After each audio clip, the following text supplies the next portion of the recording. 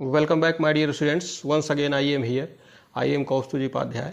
तो आइए आज कुछ और ट्रांसलेशन देखते हैं जो महत्वपूर्ण ट्रांसलेशन है।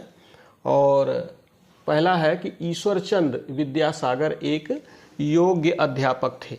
ओके, तो ईश्वर चंद विद्यासागर, इसका लिखेंगे, ये सब्जेक्ट है ईश्वर चंद विद्यासागर, इतना बड़ा सब्जेक्ट हो गया।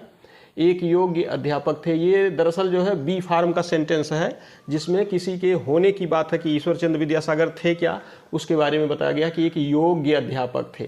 तो देखते हैं कि ईश्वर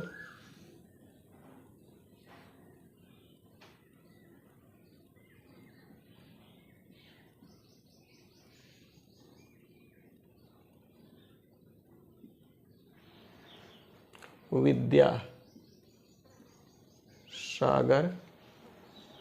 ईश्वर चंद्र विद्यासागर थे, है ना। वाज जो है आपका वो लिंकिंग वर्ब है, इज का पास्ट है वाज। तो Ishwar Chandra Vidyasagar was a capable, CAPABLE capable teacher, TEACHER teacher. आप जो है अनएबल टीचर भी कह सकते हैं, लेकिन अनएबल टीचर उतना जो है अच्छा नहीं लगता है जितना कि कैपेबल टीचर। कैपेबल टीचर जो है वो जो है उनकी स्किल और कॉम्पिटेंस को दिखाता है, और जो अनएबल टीचर अगर लगा देंगे तो वह एक जनरल एबिलिटी को दिखाता है। तो इसलिए एक कैपेबल टीचर ज़्यादा बेहतर पड़ेगा, ज़्यादा सूटेबल पड़ेगा यहाँ पर। तो नेक्स्ट सेंटेंस देखते हैं। विद्यार्थी उनके पास पढ़ने आते थे। विद्यार्थी, स्टूडेंट्स, मतलब ये प्लूरल सब्जेक्ट हो जाएगा, आपका सब्जेक्ट हो जाएगा स्टूडेंट्स, और उसके बाद पढ़ने आते थे, यह पास्ट हैबिचुअल एक्शन को दिखाता है। तो इसको जो है यूज्ड टू का प्रयोग करेंगे, use to V1। Use to के बाद वर्ब की फर्स्ट फॉर्म ही लगती है, जैसा कि आप लोग जानते ही हैं। तो स्टूडेंट्स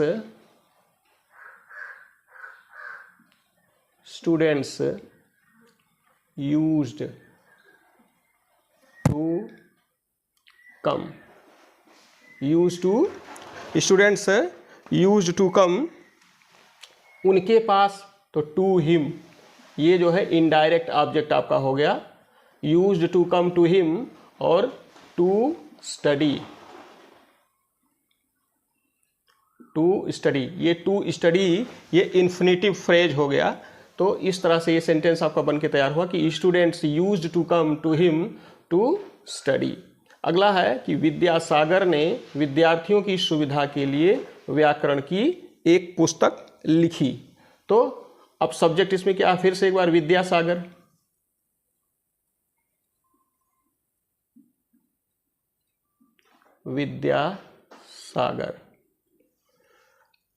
विद्यासागर। अब उन्होंने क्या किया, ये तो सब्जेक्ट हो गया, सब्जेक्ट ने कोई एक्शन लिया होगा, कोई काम किया होगा, तो लिखा। विद्यासागर रोट पास्ट टेंस में है, सेंटेंस आपका पास्ट टेंस में है, इसलिए V2 लगेगा, नहीं वर्ब की सेकंड फॉर्म लगेगी। विद्यासागर रोट, लिखा, क्या लिखा, है ना, एक grammar book, GRAMM, grammar book for the convenience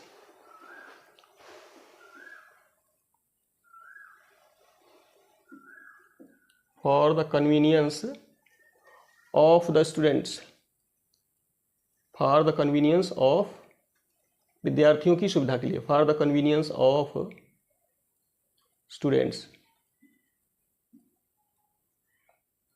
for the convenience of students. अब ऑफ द स्टूडेंट्स नहीं लगे क्योंकि स्टूडेंट्स प्लूरल है और ये कॉमन नाउन है, इसलिए कॉमन नाउन के पहले जो है, अब चूंकि प्लूरल है और कॉमन नाउन है तो यहाँ कोई आर्टिकल का यूज नहीं किया जाएगा। तो Vidyasagar wrote a grammar book for, यहाँ द होना चाहिए, फॉर द कन्वीनियंस ऑफ। तो ये सेंटेंस आपका हो गया। अब ईश्वर विद्यासागर जो है ये सब्जेक्ट हो गया, रोट आपकी वर्ब की सेकंड फॉर्म हो गई, एक ग्रामर बुक ऑब्जेक्ट हो गया, और for the convenience of students यह एक प्रेपोजिशनल फ्रेज हो गया सेंटेंस में, ठीक है। तो उन्होंने शिक्षा की उन्नति के लिए अनेक कार्य किए। तो उन्होंने, अब यहाँ ही का प्रयोग करेंगे, he did many work. Many works for the progress